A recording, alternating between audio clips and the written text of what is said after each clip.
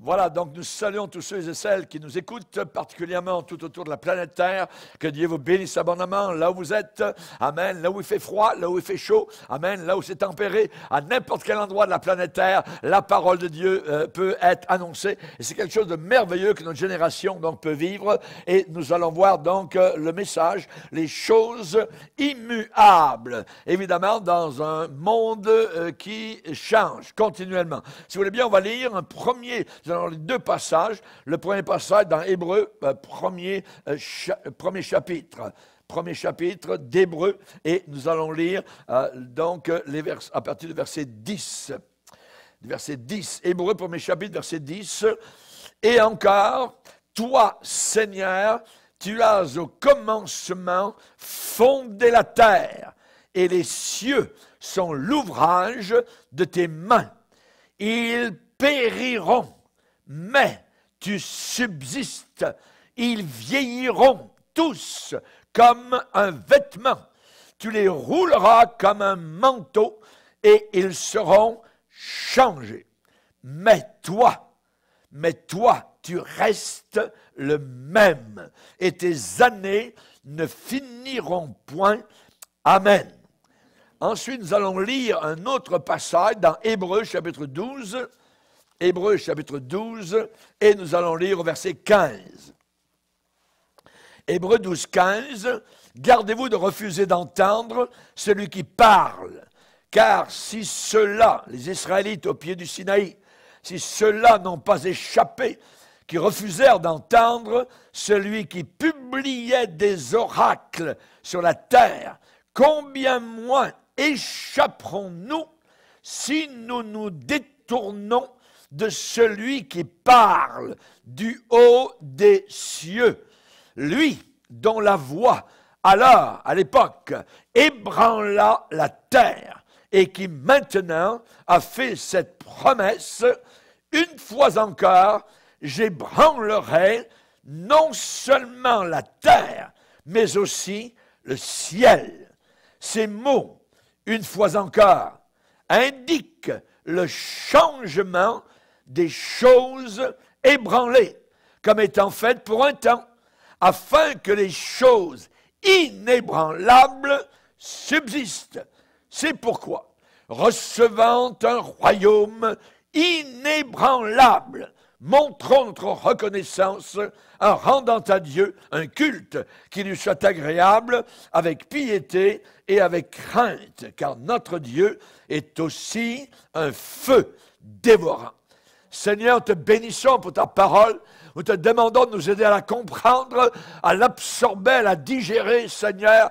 Nous te prions de nous aider dans la compréhension des Saintes Écritures et que nous puissions être toujours, Seigneur, avertis et, je dirais, veillants et priants. Nous te demandons, Seigneur, de nous aider à comprendre ce que le Saint-Esprit veut nous enseigner aujourd'hui au nom puissant et merveilleux de celui qui a été cloué pieds et mains à la croix du calvaire, de celui qui a été enterré, de celui qui est ressuscité, de celui qui est monté au ciel et qui bientôt va revenir au-dessus de la terre pour nous chercher dans un enlèvement soudain.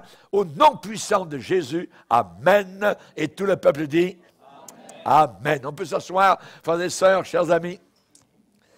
Les choses immuables dans un monde qui change. Hein? Qu'est-ce que veut dire le mot immuable? Immuable, chose immuable. Ça veut dire inchangeable. Ça veut dire des choses fixes, inaltérables, des choses invariables, constantes, des choses durables. Quelqu'un a dit, il y a une seule chose dans ce monde-ci, c'est la certitude du changement. C'est certain que tout change et tout va changer. Et au travers des siècles, ça a toujours été la même chose, le changement. C'est vrai, notre génération vit actuellement un pas de course. Actuellement, c'est la course. C'est une rapidité, je dirais, inimaginable. Notre génération vit, je dirais, d'une manière la plus rapide que le monde ait jamais connue. Et ce n'est pas inhabituel, par exemple, que des hommes d'affaires prennent le petit déjeuner à Montréal, montent dans un avion pour Vancouver, font leur business à l'autre côté du pays, à environ plus de 5000 km, et sont capables de revenir, donc, à Montréal. Imaginez. Donc, et ça, parfois, le même jour. Donc, la Bible déclare que les gens, à la fin des temps, iront ça et là. Ce mot « ça et là », ça veut dire qu'ils vont se déplacer. Il va y avoir beaucoup de voyagements. Et ça, c'est un des signes de la fin. Vous avez entendu parler de Charles Lindbergh, voyez, donc le fameux Lucky Lindy, comme on l'appelle, donc avec son avion à une seule place, voyez, qui s'appelait The Spirit of St. Louis, l'esprit de Saint-Louis. Donc Charles Lindbergh, voyez, il a volé 5800 kilomètres de New York à Paris, à l'aéroport du Bourget, pas très loin de Charles de Gaulle aujourd'hui. Donc, imaginez, il a volé avec son avion, un petit avion, donc à une place, en 33 heures et demie en 1927. Il a mis 33 heures. Aujourd'hui, il faut à peu près 6 heures et demie. Et son avion était tellement rempli de carburant qu'à New York, il avait de la difficulté même à décoller de la piste. Aujourd'hui, on parle d'avions à énergie atomique. Aujourd'hui, il y a des spéculations qui disent que bientôt, on va pouvoir voler à 160 000 km à l'heure. Imaginez, inimaginable, inimaginable. Et avec 1 kilo de carburant. 1 kilo de carburant à la vitesse, donc, la distance de 160 000 km avec 1 kg de carburant à la vitesse de 4000 km à l'heure. À cette vitesse, Charles Lindbergh aurait fait son vol transatlantique en un peu plus qu'une seule heure. Imaginez. Ça a changé. Ça a beaucoup changé. C'est en train de changer. Voyez, il y a des années, il fallait aller couper le bois, scier des bûches de bois. Donc, il fallait amener le bois dans la maison pour alimenter le feu, pour cuire les aliments, pour chauffer la maison. Aujourd'hui, les maisons sont chauffées avec des plaques solaires et les fours. Nous en avons qui cuisent des steaks en 1 minute. Notre monde change à une vitesse phénoménale. Les communications sont instantanées dans le monde entier. Vous pouvez parler tout de suite à la Chine, vous pouvez parler tout de suite au fond de l'Afrique, en 1 seconde actuellement. On a des robots qui sont faits aujourd'hui qui ressemblent à des humains pour tenir compagnie aux vieillards. On a même les changements de sexe. On a des opérations à cœur ouvert, à distance. Une opération a eu lieu à Paris avec des chirurgiens à New York, voyez, qui étaient là. Et ça s'est passé là-bas à Paris. C'est ceux de New York qui opéraient quelqu'un à cœur ouvert, donc en Europe. C'est quelque chose qui se passe actuellement. Et c'est si rapide, notre monde change à une vitesse phénoménale. Voyez, ça c'est quelque chose de sûr et certain. Et au milieu de tous ces changements, quelles sont les choses qui n'ont pas changé? Quelles sont les choses qui n'ont pas changé et qui ne changeront pas au cours des années? Voyez, des choses stables, sûres, certaines, invariables. Voyez, donc même les cieux au-dessus de notre tête vont être changés, comme nous l'avons lu dans Hébreux, 1er chapitre. Même les cieux vont vieillir comme un vieux vêtement. La Bible dit que Dieu va les rouler comme un manteau et ils seront changés. Changement de vêtements pour la planète Terre. Imaginez.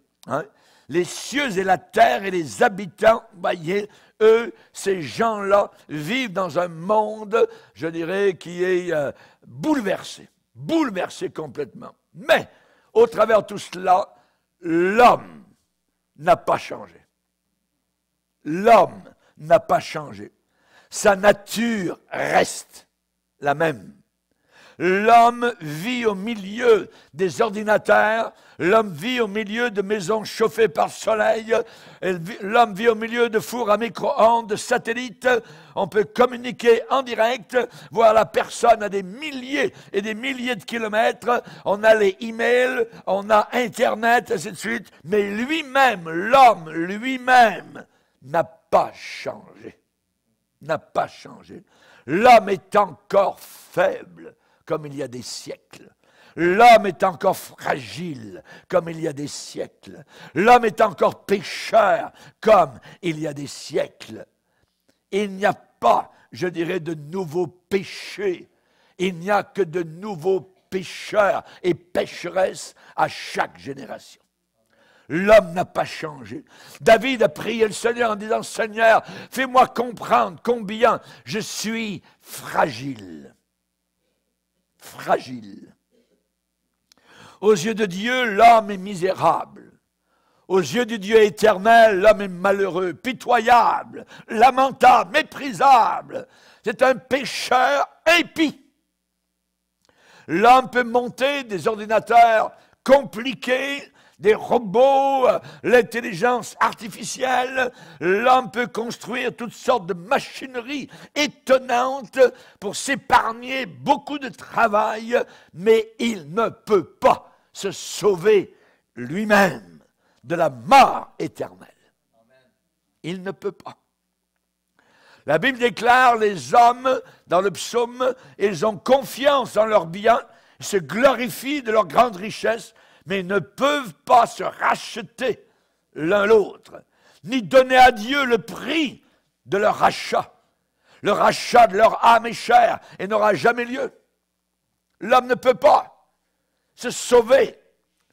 Il y a des gens qui sont dans le nouvel âge qui disent, bientôt, il y a beaucoup de gens maintenant qui sont centenaires, on va pouvoir bientôt arriver à vivre 200 ans, 300 ans, et on va créer l'immortalité.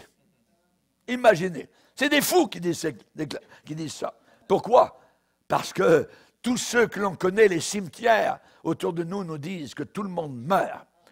Et ça, le pourcentage des morts sur une population, c'est 100%. C'est 100%. Tout le monde meurt, voyez. Donc les hommes ne peuvent pas se sauver eux-mêmes. Ça dit, les hommes, le rachat de leur âme chère n'aura jamais lieu, ils ne vivront pas toujours. Ils ne pourront pas éviter la vue de la fosse. Ça, c'est le psaume 49. Parce qu'ils vont la voir, la fosse. Les sages meurent. L'insensé aussi. Hein, et les stupides périssent également. Et s'imaginent que leurs maisons seront éternelles. Que leurs maisons vont demeurer d'âge en âge. Non. Un beau jour, mon cher ami, tu vas faire un voyage. Tu vas faire un voyage. Tu vas t'en aller de la terre. Mais où vas-tu aller? Dans quelle direction? Dans quelle direction? L'homme ne peut pas se sauver lui-même de la mort éternelle. La Bible déclare, c'est Salomon qui parle de cela dans son livre, l'Ecclésiaste, en disant « L'homme n'est pas maître de son souffle pour pouvoir le retenir, le garder. » Le souffle nous a été donné quand nous sommes sortis du sein de notre mère. Mais lorsqu'arrive le moment de quitter la terre, l'homme aimerait bien retenir, garder son souffle, parce que le souffle, c'est la vie. Le souffle, quand il n'y a plus de souffle, vous êtes mort. Et la Bible dit, l'homme n'est pas maître de son souffle pour pouvoir le retenir. Et il n'a aucune puissance sur le jour de la mort. Il n'y a pas de délivrance dans ce combat. Et la méchanceté ne peut pas sauver le méchant. Absolument pas. Il peut se débattre, il peut essayer de se battre contre du vent. Non.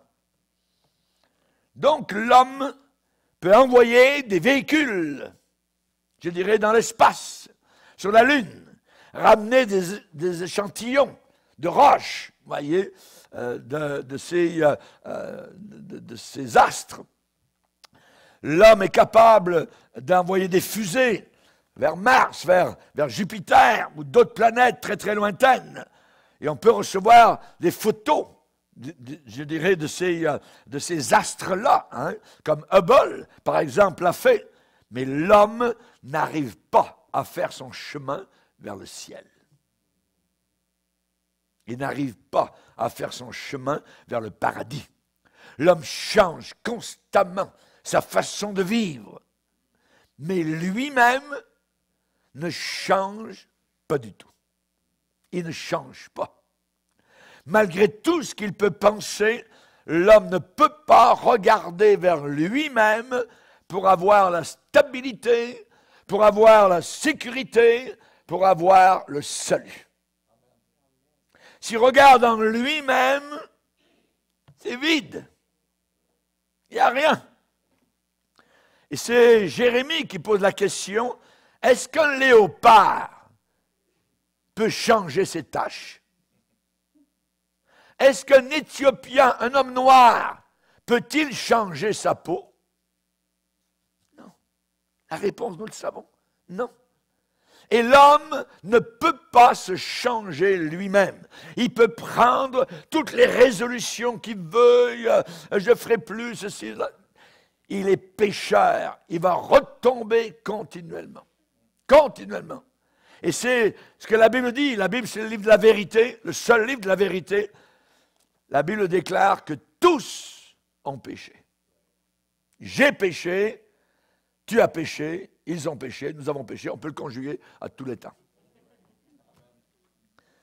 Mais Jésus-Christ n'a pas changé. Il n'a pas changé. Lisez bien son histoire dans la Bible. Eh bien, c'est le même Jésus 2000 ans plus tard. Alléluia. Il n'a pas changé. La Bible indique que certaines choses restent toujours les mêmes. Et dans Hébreu, il est dit, Jésus-Christ est le même. Hier, aujourd'hui, et il le sera pour l'éternité. Alléluia. Gloire au Seigneur. Puisque Jésus est venu pour sauver les hommes, alors il nous a laissé des paroles d'encouragement, rassurantes.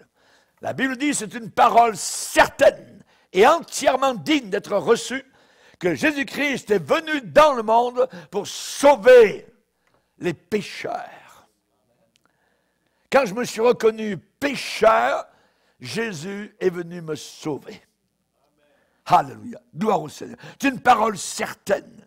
Jésus est encore capable aujourd'hui de sauver, de guérir, de libérer les captifs.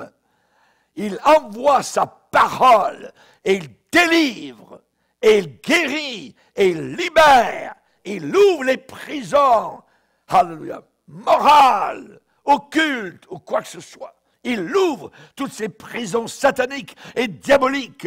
Quand Jésus est arrivé, il est entré à Nazareth, il est entré dans la synagogue, il est allé en avant, il a déroulé le livre de Dieu. Il a cherché un passage et il a lu ce passage devant tout le monde en disant, l'Esprit du Seigneur est sur moi parce qu'il m'a envoyé pour annoncer une bonne nouvelle aux pauvres, pour guérir ceux qui ont le cœur brisé, cassé, pour proclamer aux prisonniers la délivrance, aux aveugles le recouvrement de la vue, pour renvoyer libres les opprimés, pour publier la grâce du Seigneur. Et il a refermé le livre et il a dit aujourd'hui cette parole est réalisée. C'est moi. Alléluia. Ésaïe 61, c'est Jésus. Le passage est dans Ésaïe 61. Et il l'a lu dans Ésaïe 61. Alléluia. Pourquoi? Parce qu'il ne change jamais. Il ne change jamais. Alléluia. Quel programme Jésus a eu. Alléluia. Annoncer, guérir, proclamer, renvoyer libre, publier la grâce du Seigneur. Le christianisme, c'est quoi? Le christianisme, ce n'est pas spécialement la foi dans un credo. Ce n'est pas la foi dans une dénomination religieuse. Non, c'est une communion, une commune union avec une personne qui ne change jamais. Alléluia. Alléluia. Et même si on connaît bien l'Église, voyez, et le programme de l'Église, il faut surtout connaître la tête de l'Église. La tête de l'Église, la puissance de Jésus-Christ, alléluia, la plus grande force de tous les temps et de l'éternité qui ne change pas, c'est le connaître, lui, le Seigneur Jésus. Et Jésus a déclaré en regardant vers le ciel, il a prié son Père en disant, « Or la vie éternelle, c'est qu'ils te connaissent, toi, le seul vrai Dieu. » Alléluia. Gloire au Seigneur. Connaître Dieu, avoir une communion avec lui, l'aimer, lui parler, pleurer sur son épaule, se réjouir avec lui, savoir sans l'ombre d'un doute qu'il habite, qu'il réside, qu'il demeure dans notre cœur. Alléluia. Gloire au Seigneur. C'est quelque chose de merveilleux. Il y avait un petit garçon qui avait 7 ans. 7 ans. Hein? Et il était béni parce qu'il venait d'avoir à la maison, dans la famille, un petit frère, bébé, qui venait d'arriver. Et il allait à l'école chaque jour, et ses yeux brillaient, amen, et il disait à tout le monde un petit peu à la maison, voilà, j'ai un petit frère, tout ça, il était tout content, ses yeux étaient éclatants, voyez. Et il aimait parler à son professeur de tous les petits orteils de son petit frère, hein, les petits doigts, les yeux clignotants, tout ça. Hein, et son professeur, un jour, lui a dit, mais ouais, c'est une belle chose, voyez, mais quelle est la plus belle chose sur ton nouveau petit frère, nouveau petit bébé, c'est quoi dans ton cœur? La plus belle chose. La réponse, monsieur le professeur, c'est juste la voir. Juste la voir. La voir. J'ai un petit frère. La voir. C'est comme cela que nous, chrétiens, nous nous ressentons avec Jésus quand nous le connaissons et quand nous l'aimons. Juste la voir. Alléluia. Alléluia, gloire au Seigneur. C'est quelque chose de formidable, formidable. Amen. Gloire au Seigneur. Quand nous le connaissons, quand nous l'aimons, alléluia, gloire à Dieu. Juste l'avoir comme sauveur. J'ai un sauveur. Il est venu pour nous sauver. C'est ça l'histoire de Noël. C'est ça l'histoire de Pâques. Il est venu pour nous sauver. Il a fait son travail et il l'a achevé. Alléluia. Merci Seigneur. Et c'est la joie la plus belle du croyant. Comme le petit garçon. Nous l'avons. Nous l'avons. Alléluia. Celui qui a le Fils.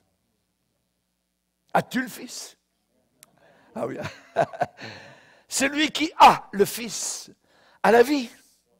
Celui qui n'a pas le Fils n'a pas la vie. C'est aussi simple que cela. Alléluia. Le Seigneur, c'est Emmanuel, Dieu avec nous. Il a dit, je demeurerai en vous.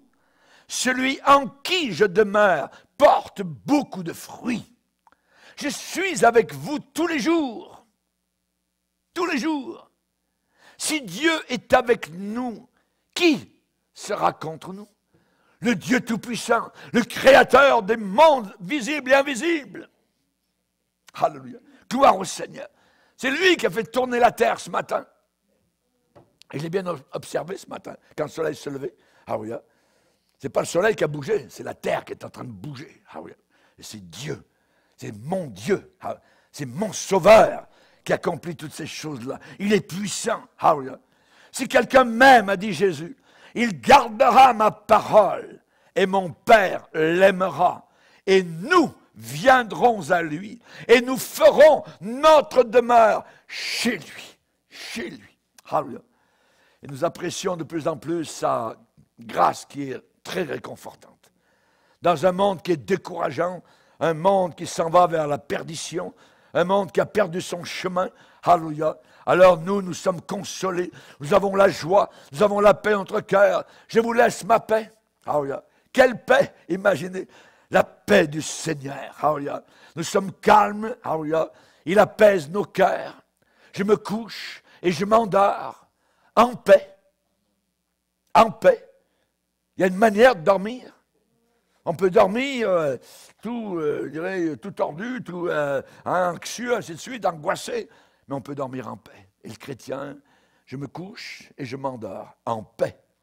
Parce que toi seul, ô Éternel, tu me donnes la sécurité dans ma demeure. Alléluia. Tu me donnes la sécurité dans ma demeure. Alléluia. Gloire au Seigneur. C'est lui, le Seigneur, qui a jeté un pont. Amen. Qui a aplani le voyage difficile de la terre au ciel pour ceux qui lui font confiance. Il va dire dans Malachie, je suis l'Éternel, je ne change pas. Je ne change pas.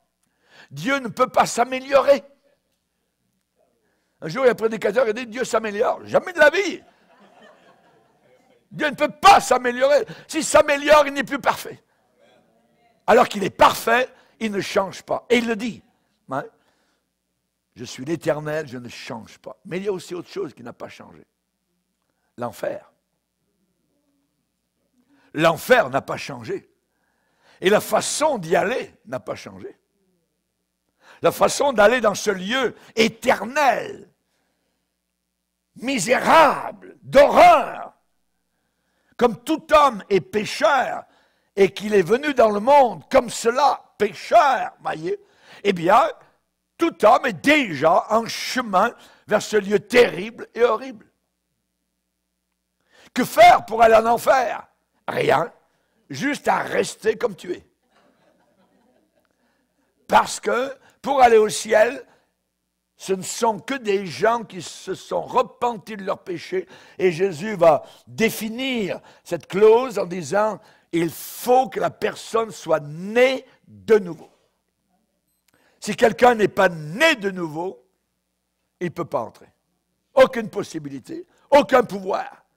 Et c'est la raison pour laquelle le Seigneur a dit que dans ce jour terrible, certains vont frapper à la porte de Jésus. Et Jésus leur dira, non, vous ne pouvez pas rentrer. Vous n'êtes pas né de nouveau. Oui, mais j'ai ma religion. Oui, mais j'ai fait des miracles. Oui, mais j'ai été baptisé. Non. Es-tu né de nouveau? Es-tu une nouvelle personne? Si quelqu'un est en Christ, il est une nouvelle créature. Les choses anciennes sont passées. Voici que maintenant, toutes choses sont devenues nouvelles. Alléluia. Évidemment, à moins que le cours de la vie de la personne ne soit radicalement modifié, changé par une confrontation avec le Sauveur, alors cette personne va passer l'éternité dans le lac de feu. Une mer de feu et de soufre. Et Jésus a fait cela très très clair. Celui qui croit en Jésus-Christ n'est pas condamné, mais celui qui ne croit pas, il est déjà condamné. Il est déjà jugé, il est déjà condamné, parce qu'il n'a pas cru au nom du Fils unique de Dieu. Tous ces gens-là, les religions, que ce soit bouddhiste, mahométan, hindou, tout ça, ils ne croient pas que Jésus est Dieu. Alors à leur sujet, il est dit, celui qui ne croit pas, ils sont déjà condamnés parce qu'ils n'ont pas cru au nom du Fils unique de Dieu. Donc, c'est la raison pour laquelle je dis, perdez pas de temps, allez dans le monde entier, prêchez la bonne nouvelle. Prêchez la bonne nouvelle à toute la création. Jean 3, 36, celui qui croit au Fils a la vie éternelle. Celui qui ne croit pas au Fils ne verra pas la vie, mais la colère de Dieu demeure sur lui. C'est dans l'Évangile, ça. Nous ne sommes pas nés croyants. Nous ne sommes pas nés croyants. L'Église catholique est une église menteuse, hypocrite, apostate, qui dit que des gouttes d'eau sur le front d'un bébé font de cet enfant un chrétien. Non! Non! L'enfer a été créé pour le diable et ses anges. Préparé pour le diable et ses anges. Mais les hommes vont passer l'éternité avec eux. À moins de permettre au sang précieux de Jésus-Christ de laver leurs péchés. C'est le seul moyen.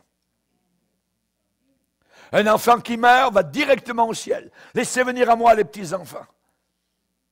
Mais plus tard, l'enfant va commencer à pécher, va commencer à se détourner de Dieu, va commencer à blasphémer, et ainsi de suite. Et là, il faut qu'il se repente, sinon il est sur le chemin de l'enfer. La Bible établit clairement, nettement, l'unique, le seul et unique moyen pour être pardonné, pour être libéré, pour être délivré de nos péchés, c'est uniquement au travers de l'homme qui a été cloué à Golgotha, entre deux brigands. C'est lui seul. C'est lui seul. La Bible dit, le sang de Jésus nous lave. Ah, j'aime ça. Le sang de Jésus nous lave. Nous lave de quoi? De nos souillures, de nos péchés, de nos impiétés, de nos impudicités. Le sang de Jésus, seul détergent. Jésus a parlé du feu qui ne s'éteint pas en parlant de l'enfer. C'est Jésus qui a parlé de cela. Et il le dit 3 fois dans un court passage, Marc 9, 43, 49. Un feu qui ne s'éteint pas. Un feu qui ne s'éteint pas. Il n'y a de salut en aucun autre. En aucun autre. Il n'y a personne qui va nous sauver. Mais je vais faire ma religion, mais il n'y a aucune religion qui sauve. C'est une personne qui sauve. Elle s'appelle Jésus. Alléluia. Et il n'a pas changé. À celui qui nous aime, commence le livre de l'Apocalypse, à celui qui nous aime, qui nous a délivrés de nos péchés par son sang. Par son sang. Il y a aussi la vie future. La vie future qui n'a pas changé. Alléluia. Certaines personnes disent qu'il n'y a pas de vie future. Une fois que vous mourrez, c'est 6 pieds sous terre. Oh, toute une espérance. Aïe, aïe. Si c'est ça la vie, avoir tant de souffrance, finir par des pelletées de terre sur son cercueil et c'est terminé. Il n'y a plus rien. Je ne suis pas mieux qu'un animal. Et beaucoup de personnes croient cela. Et ils vivent comme des animaux. Dernièrement, dans une gare en Allemagne, des centaines de personnes croient qu'ils sont des chiens. Ils ont aboyé pendant 1 heure entière dans la gare parce qu'ils croient qu'ils sont des chiens. Inimaginable, la folie humaine, les puissances diaboliques de mensonges. Ces hommes-là vont directement en enfer. Mais certains disent, il n'y a pas de vie future. Il n'y a pas de vie future. C'est faux. Ils ont tort. Ils se trompent. Ils disent, quand tu es mort, tu es bien mort, et tu descends, tu t'enfonces vers un oubli éternel. C'est annihilé, c'est terminé. La Bible dit, il est réservé aux hommes de mourir une seule fois. Après quoi vient le jugement. Des comptes à rendre. Hein? Des comptes à rendre, oui, certainement. Tu vas rendre des comptes de ta vie sur terre. Et qui vas-tu rencontrer? L'homme qui a été cloué sur la croix. C'est lui. C'est lui. L'apôtre Paul n'a pas dit qu'après la mort, il n'y avait rien. Il a dit, Christ est ma vie et la mort m'est un gain. J'y gagne en mourant. David disait, quand je marche dans la vallée de l'ombre de la mort, je ne crains aucun mal. J'habiterai dans la maison de l'Éternel pour l'éternité. Quelle espérance! Alléluia! Et nos frères et sœurs qui nous ont précédés, qui sont morts, sont là-haut. Ils sont dans la gloire. Ils sont par millions. Ils nous attendent à la porte du ciel. Alléluia! Et nous serons avec eux pour toujours. Nous serons dans un lieu paradisiaque. Alléluia! Merci Seigneur. Merci Seigneur. Et je dirais particulièrement que Asaph, dans le psaume déclaré au psaume 73, quel autre ai-je au ciel que toi? Et sur la terre, je ne prends plaisir qu'en toi. Notre plaisir il est là aujourd'hui, se réunir, entendre la parole de Dieu, se nourrir des Saintes Écritures. L'homme ne peut pas vivre uniquement, je dirais, de frigidaire, de films, de télévision, ainsi de suite. L'homme doit vivre de la parole de Dieu. Nous sommes des gens de la parole. Alléluia. Nous croyons à la parole de Dieu. Nous aimons la parole de Dieu. Nous avalons la parole de Dieu. Nous mangeons la parole de Dieu. Nous digérons la parole de Dieu. Nous assimilons la parole de Dieu. C'est cette parole qui va juger le monde entier. Alléluia. Merci Seigneur. C'est la raison pour laquelle l'apôtre Paul, en arrivant à Athènes, il a parlé à l'intelligentsia des Athéniens qui étaient là, donc dans un endroit particulier. Et là, Paul s'est rendu là et leur a dit, Dieu ne tient pas compte des temps d'ignorance, quand vous ne saviez pas auparavant. Vous viviez comme ça vous entendez, tout ça, mais Dieu ne tient pas compte de ces temps d'ignorance. Mais il annonce maintenant à tous les hommes et en tout lieu, qu'ils aient à se repentir, parce qu'il a fixé un jour où il jugera le monde par l'homme qu'il a désigné et ce dont il a donné à tous une preuve certaine en le ressuscitant des morts. Touchez-moi, c'est moi, hein? C'est toi Jésus. La résurrection, les portes étaient barrées, Jésus est apparu soudainement au milieu d'eux. Alléluia. Est-ce que vous avez quelque chose à manger? Ils sont allés dans la cuisine, ils ont trouvé un peu de miel, des poissons. Ils l'ont regardé manger. Mais ils l'avaient vu cloué. L'enterrement avait eu lieu et ils le voient maintenant ressuscité. Touchez-moi. Touchez-moi. Il avait un corps ressuscité. Alléluia. Il n'en revenait pas. C'est ça Pâques, c'est ça la résurrection. C'est une espérance glorieuse. Et nous aussi, nous aurons un corps de résurrection dans la gloire éternelle, comme Jésus. Et s'il y a des murs au ciel, on passera au travers. Alléluia, gloire à Dieu. Parce que Jésus a passé au travers des murs. Merci Seigneur. Que Dieu soit glorifié. Amen. Il y en a d'autres qui n'ont aucun désir pour l'immortalité, parce qu'ils croient qu'ils vont flotter dans les airs, sur des nuages, en train de jouer de la harpe. Jamais de la vie. Non. Pas du tout, voyez. C'est pas ça qui nous attire, voyez. Donc ça ne sera pas du tout comme cela, parce qu'au ciel, c'est un lieu d'une beauté éternelle, réservé aux croyants, un lieu très spécial. Un lieu très spécial. La capitale du ciel. Elle est décrite dans la parole de Dieu. Mon frère, ma soeur, nous allons vers une ville, et il me montra la ville sainte, qui descendait du ciel, d'auprès de Dieu, ayant la gloire de Dieu, son éclat, sa beauté était semblable à celui d'une pierre très précieuse, d'une pierre de jaspe, transparente comme du cristal. Imaginez une ville de 2000 km 200 de long, de large et de haut, qui est transparente, qui a des murs transparents. Mais c'est Dieu qui en est le bâtisseur. C'est Dieu qui en est le constructeur. Amen. On a des architectes parmi nous dans l'Assemblée, tout ça, mais ils n'ont jamais pensé à même construire des bâtiments transparents. Mais Dieu est tout-puissant. Dieu est un Dieu qui agit d'une façon merveilleuse. Alléluia. La ville était d'or pur. La ville était d'or pur. Alléluia. La place de la ville, le centre de la ville était d'or pur, comme du verre transparent. Ici-bas, nous aimons cacher des choses, tout ça. Il n'y a rien de transparent. Mais là-haut, il n'y a rien à cacher. Tout est transparent. Alléluia. Gloire à Dieu. Je ne vis pas de temple dans la ville, car le Seigneur Dieu Tout-Puissant est son temple, ainsi que l'agneau. La ville n'a pas besoin de soleil ni de la lune pour l'éclairer, parce que la gloire de Dieu l'éclaire. La gloire Shekinah. Alléluia. Merci Seigneur. Que Dieu soit béni. Il n'y aura plus de malédiction. Le trône de Dieu et de l'agneau sera dans la ville. Alléluia. Ça ne change pas. Ça ne changera jamais. Alléluia. Gloire au Seigneur. Que Dieu soit béni. Jean l'apôtre a eu la vision, cette immense ville, d'une beauté miroitante, éclatante, bouleversante, époustouflante.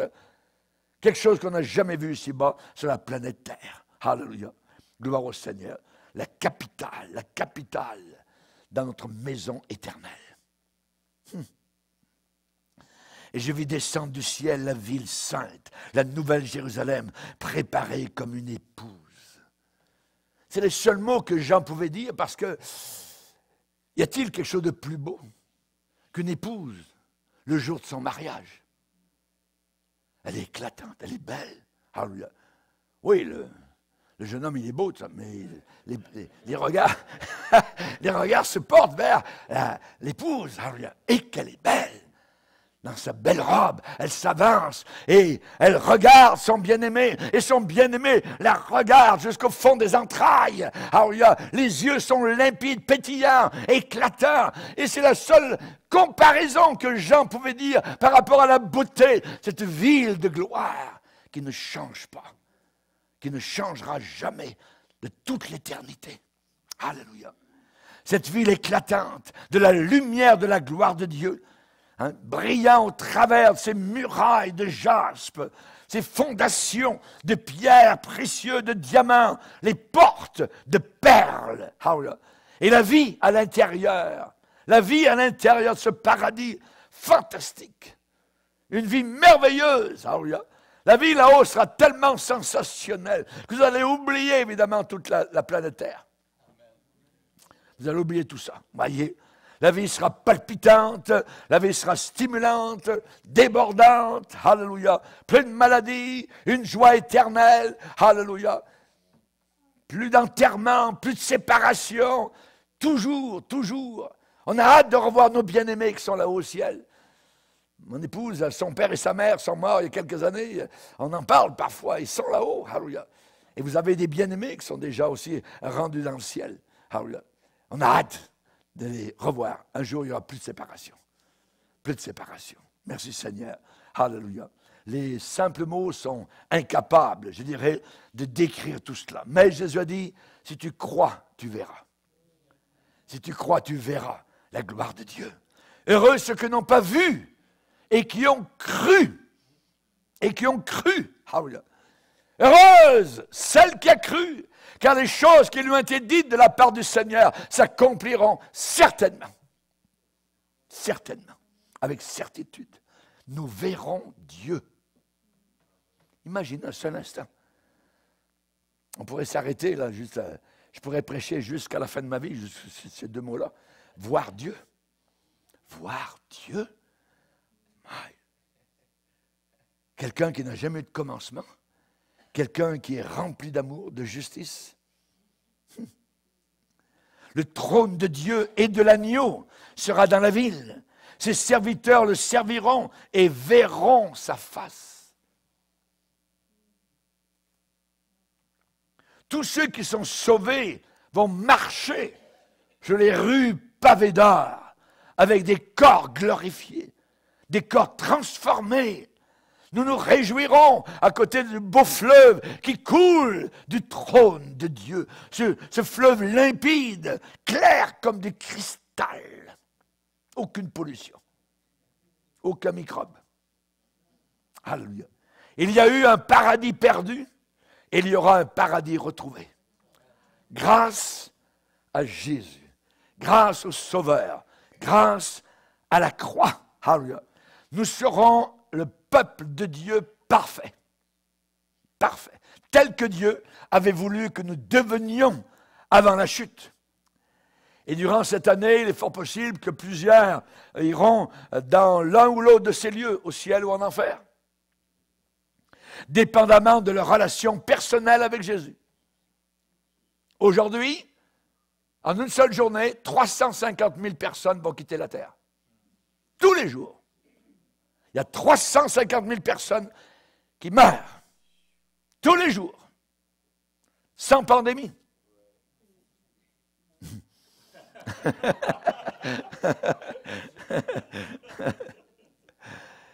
Et ceux qui vont au ciel sont délivrés de tout mal, sont délivrés de la présence du péché et de la présence de Satan.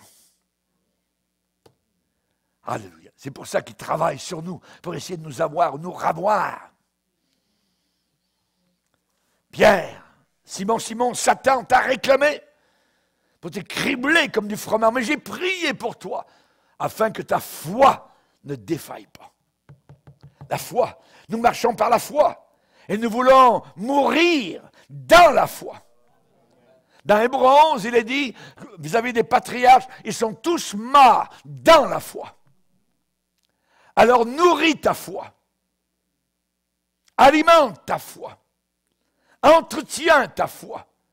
La foi vient de ce qu'on entend, et ce qu'on entend vient de la parole de Christ. Alléluia. Donc Jésus sauve ou condamne. Il y a un sauveur ou alors un juge, dépendamment de ce que je fais de lui. C'est l'un ou l'autre. C'est l'un ou l'autre. C'est notre position face au Seigneur. Avec Jésus, avec lui, quelqu'un est en sécurité pour l'éternité entière. Alléluia.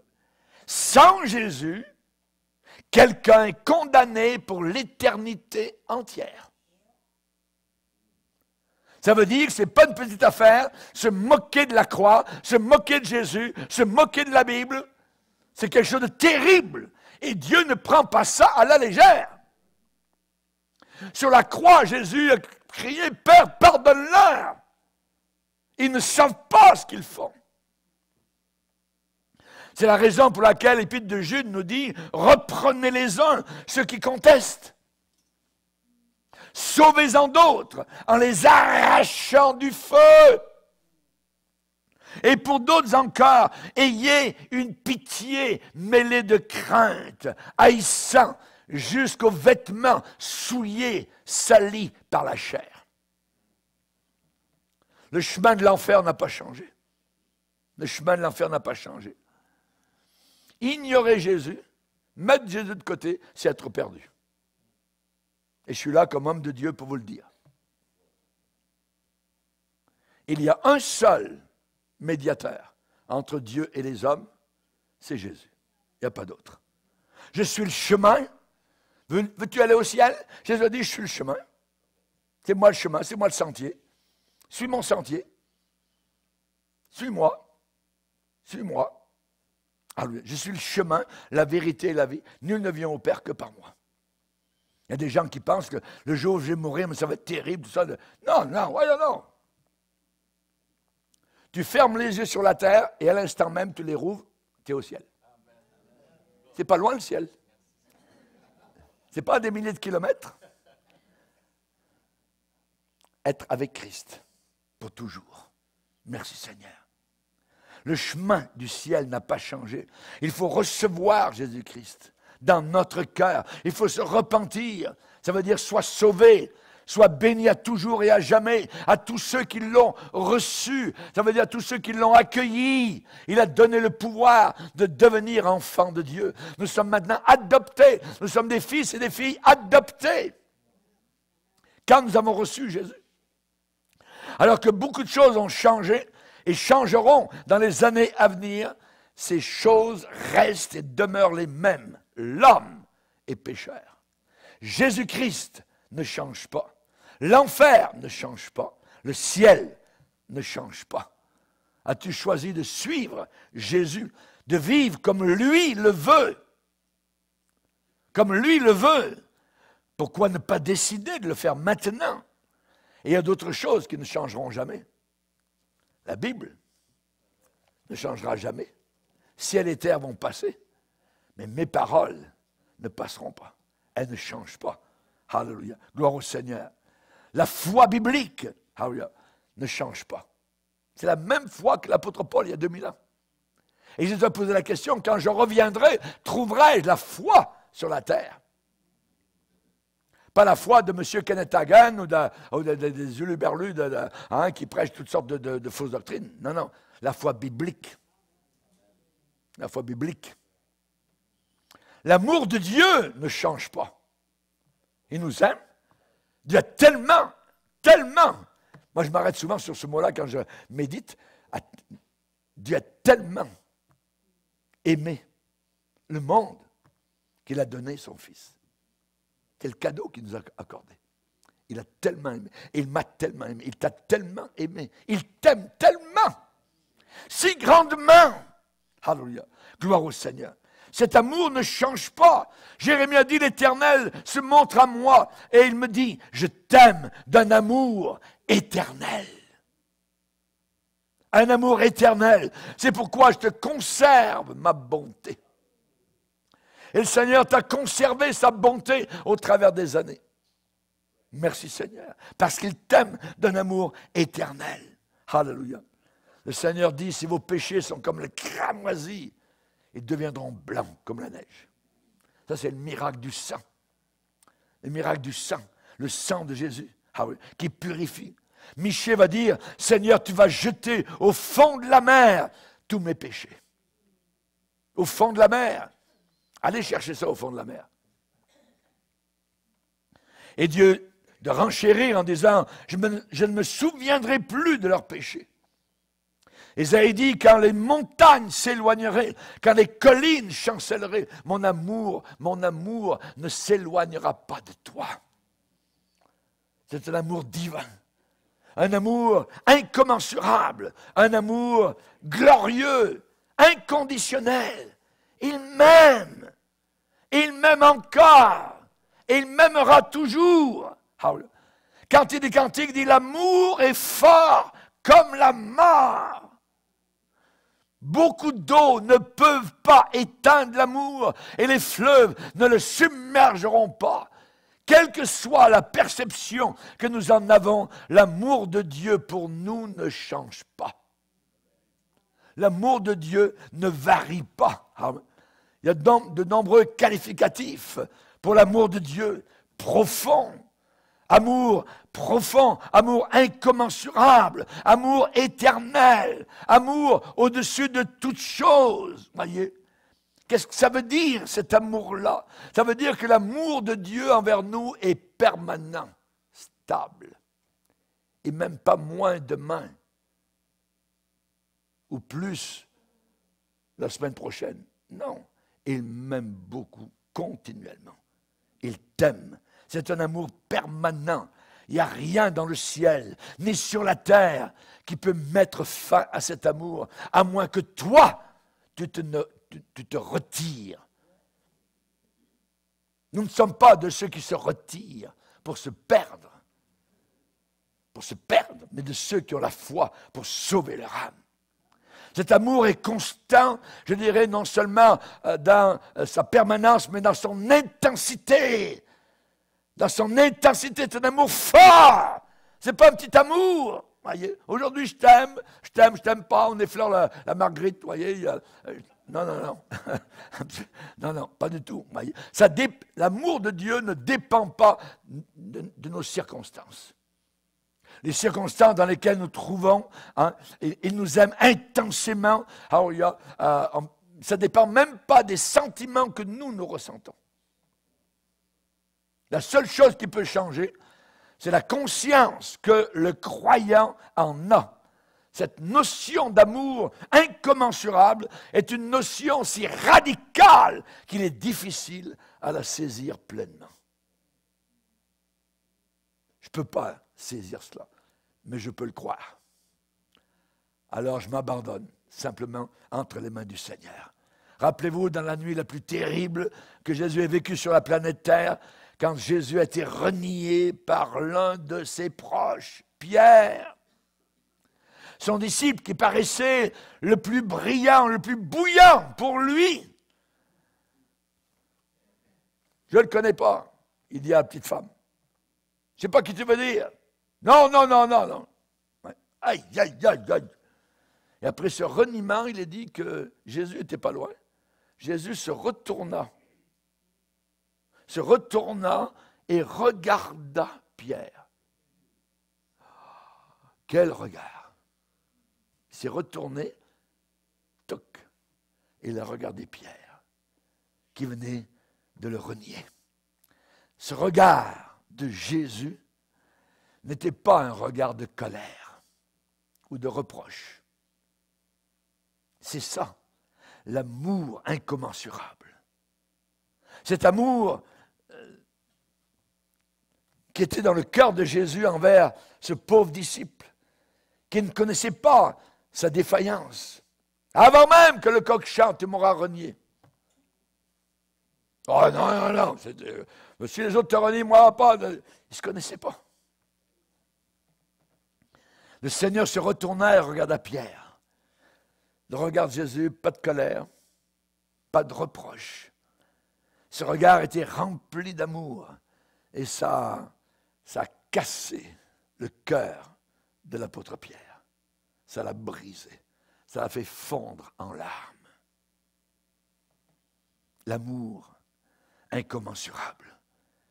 Quelques heures plus tard, Jésus était mis sur le bois de la croix.